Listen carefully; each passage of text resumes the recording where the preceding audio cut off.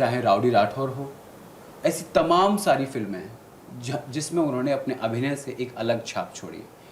ज़्यादा वक्त न लेते हुए मैं आपका तारुफ कराता हूँ दादा लक्ष्मी के एक्टर और डायरेक्टर यशपाल शर्मा जी से। सर, आपका न्यूज़ इंडिया पर बहुत बहुत स्वागत है। शुक्रिया, थैंक यू। और इनके साथ साथ इस हमारे एक साक्षात्कार में, मैं समझता हूँ ये पहला ऐसा साक्षात्कार है जिसमें हमारे साथ उनकी क्लासमेट, उनके लाइफमेट और कह सकते हैं कि एक बहुत बड़ी साहित्यकार प्रतिभा शर्मा जी भी हमारे साथ मौजूद हैं। मैम, आपका भी न्यूज़ इंडिया पर बहुत बहुत स्वागत है। जी शुक्रिया, बहुत बहुत शुक्रिया। सबसे पहले सर, मेरा सवाल आपसे ही है कि चूँकि आप दोनों आज न्यूज़ इंडिया पर हमारे साथ हैं, तो NSG के दौरान आपकी दोनों की मुलाकात कैसे हुई? मुलाकात मतलब NSD के उसमें वर्कशॉप में हुई, जो 3 दिन का वर्कशॉप होता है सिलेक्शन के लिए, उसमें ही मुलाकात हुई पहले। और फिर क्लास में हुई, जो क्लास में जो एक्सरसाइज करते थे और एक दूसरे का हाथ पकड़ के गोला बनाते थे। तो एक बार मैंने इनका हाथ पकड़ा हुआ था तो ये मतलब शोर मचा दी, मेरा हाथ दबा दिया, मेरा हाथ दबा दिया। मैं डर गया, मैंने कहा यार दबाना मतलब पकड़ना ही तो होता है, दबाना मतलब दबाना कैसे दबा दिया, क्या दबा दिया। अब तो पहला इंटरेक्शन तो यही था। और वर्कशॉप में मेरे ख्याल से वो वर्कशॉप ही थी जब ये गलती से बॉयज़ हॉस्टल में आ गई थी।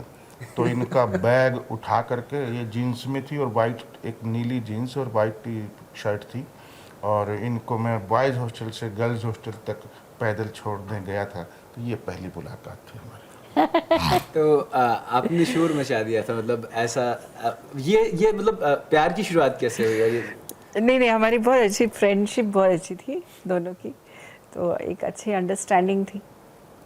तो उसके बाद फिर आप लोगों हाँ, ने... फिर मैं चली गई तो ये मुझे मिस करने लगे। नहीं, बहुत लड़ाइयाँ होती थी, मैं मजाक नहीं कर रहा हूँ। बहुत लड़ाइयाँ, इतनी लड़ाइयाँ हुई है ना कि मतलब कत्ल करने तक की, मतलब इतना बुरा। लेकिन प्यार भी था, तो इसीलिए 2 दिन रह भी नहीं पाते थे दूर, या थोड़ा सा रूठते थे मना, तो फिर मिल जाते थे, फिर लड़ते थे, फिर मिलते थे। तो ऐसे ही चलता रहा।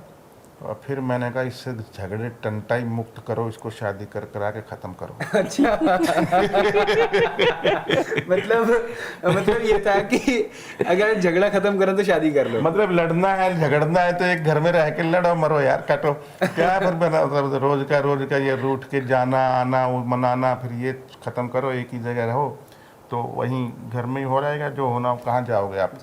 ना मैं कहीं जा सकता, ना वो कहीं जा सकती है, घर में ही रहना है। जी। शुरुआती दिनों में जो फिल्म इंडस्ट्री में काम करते हैं, बड़ा मुश्किल होता है सरवाइव करना। तो ऐसे मौके पर अक्सर लड़कियां देखती हैं कि हमारी लाइफ सिक्योर होगी या नहीं होगी। ऐसा कुछ आपने भी सोचा था कि आपने देखा कि हाँ, ये बहुत अच्छे एक्टर हैं और इनका फ्यूचर बहुत ब्राइट है, ये सोच कर कि चलो घर वाले मान गए इजीली और आपने भी ये फैसला ले लिया? नहीं, इजीली तो नहीं मान लिए थे, लेकिन ये था कि हाँ, धीरे धीरे करके मान लिए थे। सिक्योर्ड होगा कि नहीं होगा ये तो नहीं सोचा था, बस हम दोनों क्लासमेट थे, हम दोनों में बहुत अच्छा अंडरस्टैंडिंग था, प्यार था। तो शादी हो गई थी और उसके बाद मुझे काम मिल रहा था, इनको नहीं मिल रहा था। रात में तो 2-3 साल तो घर इसी ने चलाया। मैं तो खाली बैठा था, मेरे को काम मिलते थे, मैं मना कर देता था क्योंकि पसंद नहीं थे। अच्छा, हाँ। बट ये सर्वाइव अच्छे से कर रही थी उन दिनों, और अच्छा थिएटर कर रही थी मैं, बढ़िया काम चल रहा था हमारा। तो मतलब ये कहा जाता है कि एक मर्द की सफलता के पीछे एक औरत का हाथ हो, चाहे वो माँ हो, चाहे वो बीवी हो, चाहे वो बहन हो। मतलब मर्द औरत का तो नहीं पता, हाँ इंसान के हर इंसान के पीछे जरूर किसी न किसी एक सपोर्ट सिस्टम होता है, डिस्टर्बिंग एलिमेंट का हाथ होता है। ऑब्वियसली, चाहे वो वाइफ हो, चाहे वो बहन हो, चाहे माँ हो, थोड़ी सी तो ऐसे थोड़ी ना, प्यार कोई ऐसा नहीं होता है कि शक्ति माँ की तरह, भगवान की तरह हमेशा सब कुछ अच्छा नहीं होता है। वो सब स्ट्रांगली भी होता है, बहुत कठिन राह पे चलना होता है और चलाना होता है। तो बहुत सारी चीज़ें होती हैं और जो शुरू में हमको ख़राब लगती हैं, गलत लगती हैं, लेकिन अल्टीमेटली आज जब हम सोचते हैं तब लगता है कि अगर प्रतिभा नहीं होती तो क्या होता। बहुत सारी चीज़ें गलत होती, लड़ाइयाँ भी हुई, अपनी गलतियों का एहसास भी होता है, और इसको भी होता है, मेरे को भी होता है, जो भी हमने बचपना या बचकाना बातें की हैं। तो आज लेकिन एक मैच्योरिटी आई है, फिर भी कभी कभी बचकाना हो जाते हैं। चलिए, आपकी पहली फिल्म लगान से आपको बहुत अच्छी पहचान मिली। पहचान मिली। हाँ, लगान मूवी सुना है। उस फिल्म के लिए कोइंसिडेंटली ऐसा हुआ कि आप बहुत बहुत कम कॉस्ट चार्ज करने वाले थे और अचानक आपको बहुत सारे पैसे मिल गए। मतलब आप कहने वाले थे कि मुझे कुछ 100 रुपये चाहिए, उन्होंने 1000 रुपये हज़ारों में ऑफ़र कर दिया। वो क्या कहानी है? मैंने मतलब सुना है कहीं, आज आपके मुँह से सुनना चाहता हूँ। नहीं नहीं, वो खैर मैं बहुत बार बता चुका हूँ, चलो एक बार और सही। दरअसल मेरा सिलेक्शन हो गया था। मेरा इंटरव्यू में जब ऑडिशन हुआ तो मुझे कॉल आया, मैसेज आया पेजर पे कि you are selected for this role लाखा। मैंने कहा अरे बाप रे, लाखा। लाखा तो मुझे सबसे अच्छा, मतलब आमिर खान वाले रोल से भी अच्छा लग रहा था पढ़ते पढ़ते, सुनते सुनते। आशुतोष गोवारिकर ने 3.25 घंटे सुनाई थी स्क्रिप्ट मुझे याद है। और तो अगले दिन बोले कि मीट रीना दत्ता, जो कि प्रोड्यूसर हैं, आमिर खान की वाइफ उस वक्त थी जो। तो मैं सारी रास्ते सोचता गया कि यशपाल शर्मा चाहे कुछ भी हो 1 लाख रुपया मांग ले आज। तो मैंने कहा, क्योंकि लाख तो कभी सुना ही नहीं था हमने, तो लाख रुपया मांग ले। और मैं रास्ते में सोचता गया यार फिर किसी और को मिल जाएगा रोल, तो फिर मैं बोला चलो 80,000 में कर लूँगा। फिर सोचा नहीं 50 मिलेंगे तो भी कर ही लूँगा। और हालत ऐसी थी कि 20 भी मिलता तो कर लेता, क्योंकि कोई काम था नहीं। अब वहाँ गया तो रीना दत्ता जी बोली कि देखिए हमारा बजट बहुत कम है, हम सबको 1.5 लाख रुपए दे रहे हैं। तो मेरे मुंह से निकल गया नहीं मैडम 2 लाख तो होना चाहिए। तो बोला अच्छा ठीक है साइन कर दो। मैं बोला यार ये क्या हुआ यार, मतलब मैं 10 लाख भी मांगता तो मिल जाता है। हालांकि बाद में मुझे पता चला, लेकिन खैर वो लालच की बात नहीं है। लगान ने जो दिया है वो पैसे से नहीं तोला जा सकता, क्योंकि लगान ऑस्कर तक गई और लगान ने हमें पूरी दुनिया में घुमाया है। पूरा America, Canada, Dubai, Mauritius, Malaysia, जिस भी देशों में गए हैं हम सब, मतलब लगान की वजह से गए हैं। और बहुत कुछ दिया है उसके अलावा। जैसे मैं दादा लक्ष्मी को लेकर के कह सकता हूँ कि ये दादा लक्ष्मी ने जो मुझे दिया है, या जो हमारे परिवार को, या हमारे, क्योंकि इसने भी काम किया है उसमें, मैंने देखा इनका। तो जो हमको दिया है वो पैसों से नहीं तोला जा सकता है। 101 अवार्ड पूरी दुनिया में, इंटरनेशनल अवार्ड और नेशनल अवार्ड राष्ट्रपति से, और कांस फिल्म फेस्टिवल में ऑनलाइन उसकी स्क्रीनिंग, ये कोई मेरे ख्याल छोटी बात नहीं है। और this is the only regional Haryanvi film जो कांस के अंदर इस तरीके से। अभी पैरा ओलंपिक में स्वर्ण पदक जीतने वाले नवदीप से मेरी बात हुई थी, नवदीप से। तो उन्होंने आपकी फिल्म की बड़ी तारीफ की, उन्होंने भी देखी है, आपने भी सुना था? मैंने देखा वो वीडियो जिसमें उन्होंने दादा लक्ष्मी देखी थी और उसकी बहुत तारीफ कर रहे थे, और संस्कृति और मेरे ख्याल माइलस्टोन फिल्म बताया है इसको। और मेरे ख्याल आपने ही उसका इंटरव्यू दिया था। हाँ, मैंने देखा। और बहुत कमाल बोले, मैं सैल्यूट करता हूँ उस बंदे को। Is so jam of a person. And मैं सच बता रहा हूँ, ऐसे दिलदार बिंदास, मतलब जो उनका एक वीडियो वायरल हुआ था मेडल मिलने के तुरंत बाद कि मेरा सिलेक्शन हो गया, मतलब पक्का, खा भगवान की कसम, खा माँ कसम। तो मैंने कहा यार ये बंदा तो प्योर हरियाणा का है। बाद में पता लगा कि एक्चुअली वो हरियाणा से है। तो रियली आई सैल्यूट हिम यार। नवदीप, बेस्ट ऑफ लक यार। दादा लक्ष्मी में आपने भी काम किया है जी। मैंने वो फिल्म लगभग 6 बार, तो 3 बार दादा के साथ देख ली होगी और 3 बार अलग अलग जगह देख ली। जब इनके बचपन का रोल जो होता है, जब वो दूसरा गुरु बनता है कि मैं तो यही हूँ, उनकी वाइफ का आपने कैरेक्टर किया है, गुरु माँ का कैरेक्टर आपने किया है। आपको दीपचंद की वाइफ का, जो नकली दीपचंद होता है, नकली दीपचंद की वाइफ का, कैसा लगा आपको फिल्म में काम करने के बाद? मुझे तो मालूम ही नहीं था कि मैं फिल्म में काम कर रही हूँ। मुझे तो अचानक पता चला कि तुम आ जाओ इधर। फिर मैं गई और फिर मुझे लगा कोई छोटा मोटा कैरेक्टर पकड़ा देंगे अभी। तो पता चला ये बहुत ही अच्छा कैरेक्टर उन्होंने मेरे लिए रखा है, रिजर्व करके रखा है। और फिर मुझे ऑफ कोर्स मैं बहुत एंजॉय कर रही थी, क्योंकि ये डायरेक्टर थे उसके। मतलब इनके डायरेक्शन में पहली बार आपने काम किया, वरना घर में तो इनको आपके डायरेक्शन में करना होता है। नहीं, मैंने जब फिल्म चल रही थी तभी मैंने रोल इसके लिए मैंने रखा हुआ था, क्योंकि देखो मैं पर बताया नहीं था मुझे। 5 साल तक मैं घर से दूर रहा, परिवार से दूर रहा, सब कुछ उसने संभाला, सब कुछ, मतलब इतना बड़ा नुकसान है ये, चाहे वो फाइनेंशियली भी मैंने कितना काम छोड़ा, तो पूरा असर परिवार पर पड़ता है। बिल्कुल। और लेकिन मैंने उनके लिए एक रोल तो मैंने रखा हुआ था, मैं कहा चाहे दुनिया इधर की उधर हो जाए। And she is from NSD and she is great actress. I have seen Gulzar sahab की, उसमें भी इसने बहुत किया, नाटकों में भी हमारे साथ काम किया है। तो शी डिज़र्व मच मोर, पर इतना भी था, बहुत अच्छा किया। बिकॉज मेघना Malik was a fit in that role and उन्होंने मेरे ख्याल लाइफ टाइम रोल किया है, जो कि जिसका कोई जवाब नहीं है रियली। तो कितना कितना पेमेंट दिया था सर ने उस रोल के लिए?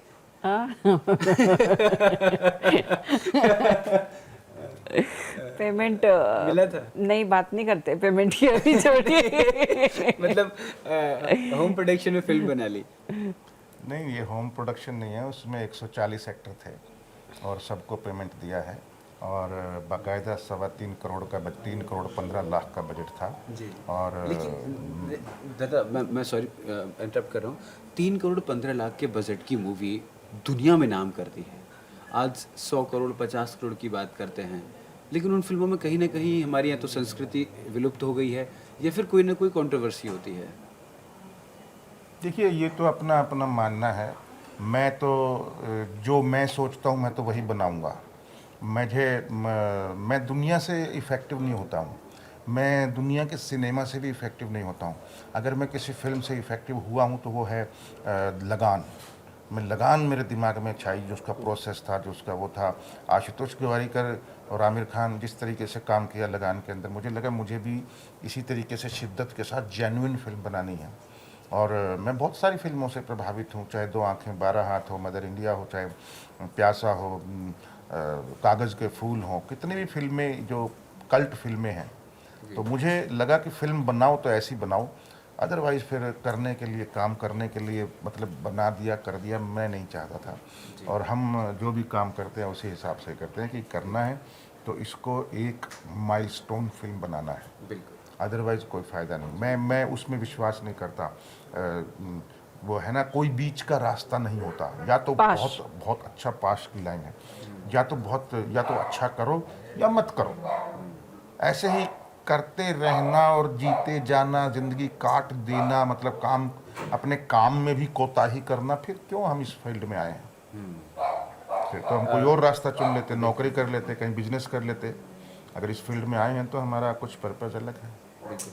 नहीं, फिल्मों के ज़रिए ना या तो व्यक्ति विशेष को या समुदाय विशेष को टारगेट किया आजकल फिल्मों में किया जा रहा है, और फिल्में किसी एंटरटेनमेंट के उद्देश्य या फिर समाज को दशा और दिशा देने के उद्देश्य से कम, और किसी एक पर्टिकुलर मैसेज को समाज में देने के उद्देश्य से ज़्यादा बनाई जा रही हैं।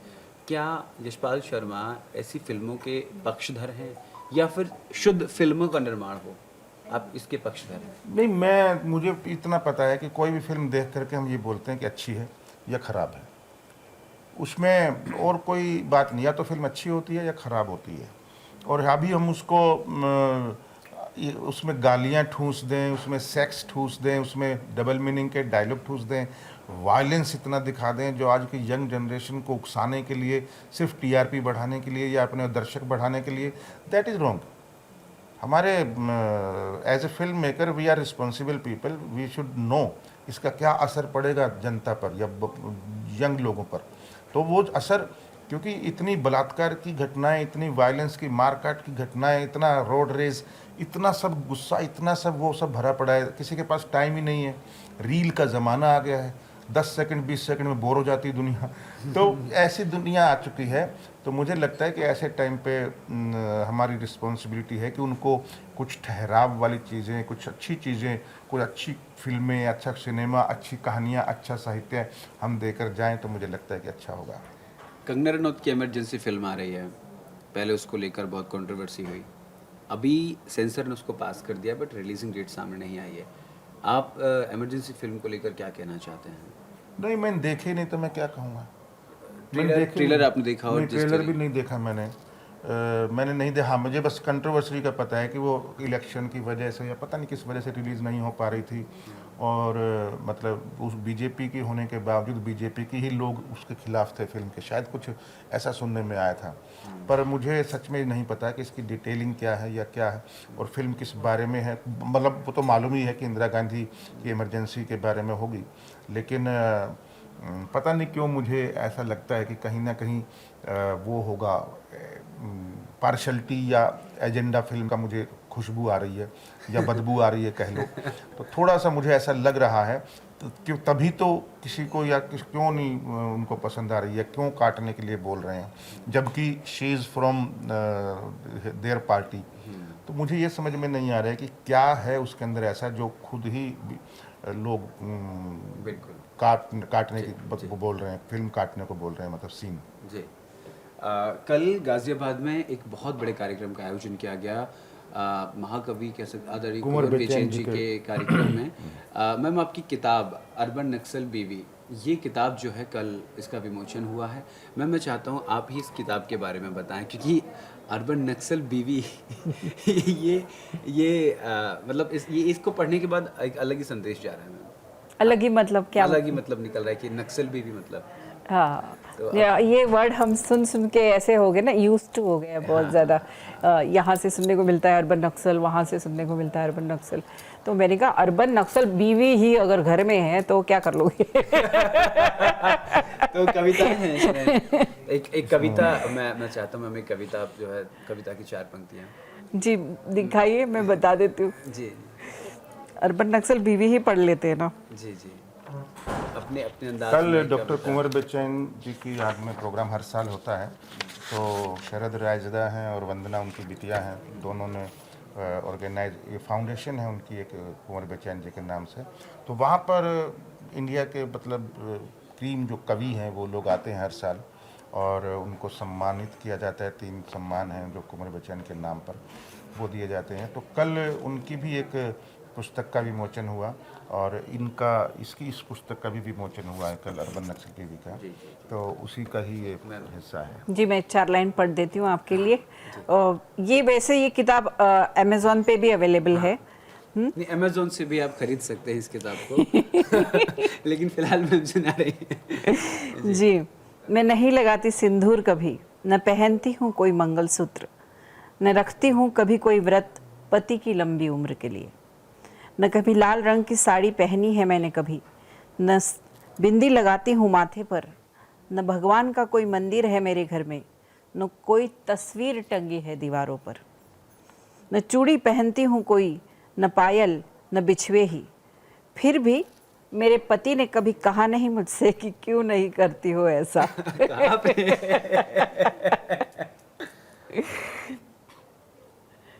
जब ये करवा चौथ का व्रत ही नहीं रखती तो मैंने तो कभी नहीं बोला कि रखो, और मैं इस चीज़ पे बिलीव भी नहीं करता, क्योंकि ये है अपनी जगह है, जो माने तो माने, नहीं माने तो नहीं माने। हमारे घर में पूजा भी होती है जी। और घर के मुहूर्त भी हुआ, दिवाली पूजन भी हुआ, सब हुआ। ये करती है, बोलती है ऐसा है, करती सब है।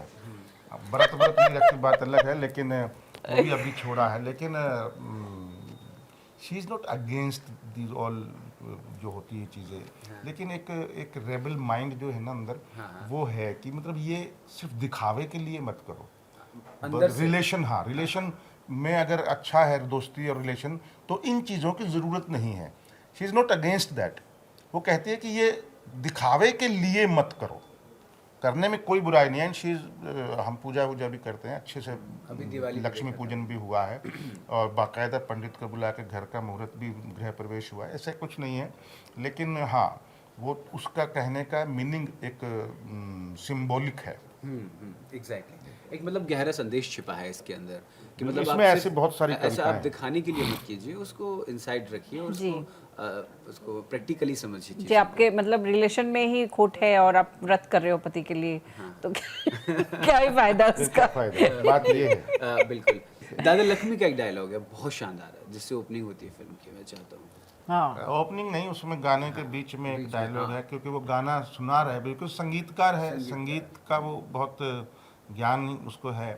तो बीच में दिखावा करने के लिए, जैसे एक नगाड़ा इम्प्रेस करने के लिए नगाड़ा धड़ धड़ धड़ धड़ धड़ धड़ बजाते हैं ना, तो उसको बोलता है, भाई अरे ओ खसम रुक जा, ठंड रख, हाथ में आ गया तो बजाना ही है, जरूरी नहीं है कब कहाँ कितना बजाना है, खोपड़ी में उसकी समझ होनी चाहिए। संगीत में और शोर में फर्क हुआ है। तानसेन तो बतेरे बनो तम, कभी कभी कानसेन भी बन जाया करो।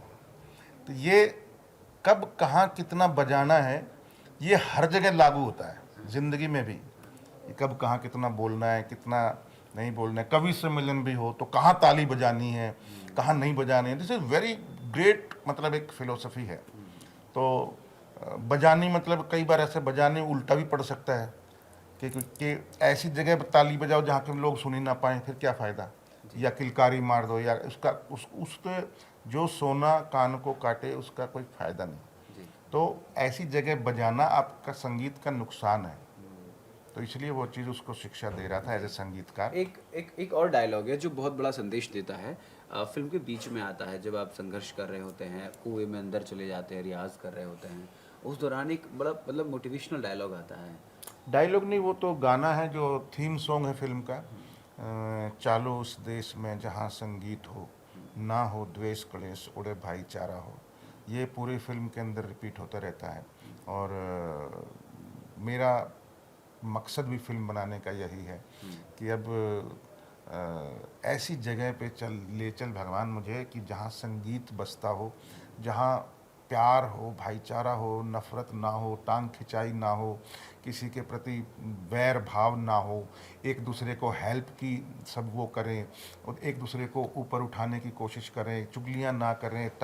बहुत कुछ इसमें छुपा हुआ था क्योंकि उन दिनों जाट आरक्षण चल रहा था जब मैंने फिल्म की अनाउंसमेंट शुरुआत की, मतलब सोचा बनाने के बारे में। तो बस यही मेरा एक मकसद था फिल्म बनाने का, और वही लाइन पूरी फिल्म के अंदर बार बार गाने के रूप में रिपीट होती रहती है। ये दादा लक्ष्मी का पहला पार्ट था, दूसरा पार्ट कब तक आ रहा है? इसको 6 साल लगे हैं, तो 3 साल तो वेट करो। क्योंकि मैं कई जगह मतलब जब फिल्म का जिक्र होता है तो कहते हैं कि सेकंड पार्ट जो होगा वो और धमाकेदार होगा।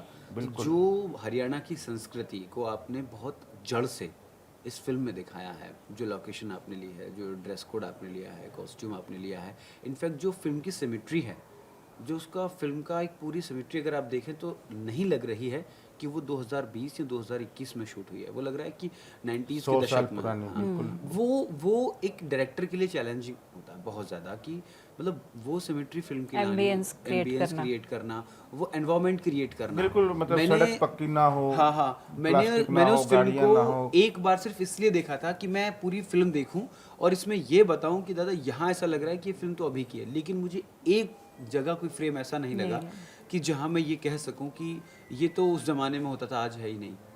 बिल्कुल, हमारे कई सो कॉल्ड दुश्मन भी हैं जो बोले थे कि हम फिल्म इसलिए देखने गए थे कि कहाँ कहाँ गलती है। नहीं, मैंने इसलिए नहीं, लेकिन वो बोले हम ढूंढ ही नहीं पाए। तो ये इस फिल्म की मतलब खूबसूरती है कि चाहकर भी बुराई नहीं कर पा रहे हैं लोग। हाँ। और जिनको करनी ही बुराई है तो फिर वो तो फिल्म चाहे आप टाइटैनिक बना दो, वो तो निकाल लेंगे उसमें भी कुछ खोट। तो वो इसलिए मुझे लगता है कि let us look positively and see positively, और let us go ahead positively, because this is the best thing in life to do and to create new things in life for new generation. जी, दादा लक्ष्मी से अलग और कौन कौन से projects आपके जल्दी देखने को मिलेंगे? अभी हैं, काफ़ी सारे हैं। अभी चंदू चैंपियन आई थी, फिर उसके बाद ये क्या बोलते हैं 15 तारीख को रिलीज़ एक पंजाबी फिल्म रिलीज़ है सेक्टर 17। फिर 22 तारीख को अजय देवगन के साथ एक रिलीज़ है जिसमें मैं विलेन हूँ, नाम फिल्म है उसका। और फिर रेड 2 भी आ रही है। और फिर उमेश शुक्ला के साथ एक फिल्म आएगी जिन्होंने ओ माई गॉड बनाई थी। और फिर वेब सीरीज़ हैं 3-4 जो कि नेटफ्लिक्स पे हैं 2, और एक सोनी पे है, एक अमेज़ोन पे है। सोनी पे सिविल लाइन है, अमेज़ोन पे दुपहिया है, और बाकी नाम याद नहीं आ रहे, लेकिन बहुत अच्छे प्रोजेक्ट आ रहे हैं। और चैलेंजिंग प्रोजेक्ट है, एक चैलेंजिंग प्रोजेक्ट अभी 19 तारीख को शुरू होगा, गार्डियन ऑफ द नेशन करके एक वेब सीरीज़ है जो जिसमें मेरा ऑलमोस्ट लीड करेक्टर है, मेरा और मेरे बेटे का 2 करेक्टर जो हैं। अच्छा, तो वो डेब्यू कर रहे हैं, वो मतलब डेब्यू कर रहे हैं? नहीं, डेब्यू नहीं कर रहे हैं, लेकिन की रोल्स हैं। Okay. Video journalist Bhushan Kumar के साथ गाजियाबाद से गौरव किशोर शर्मा की रिपोर्ट।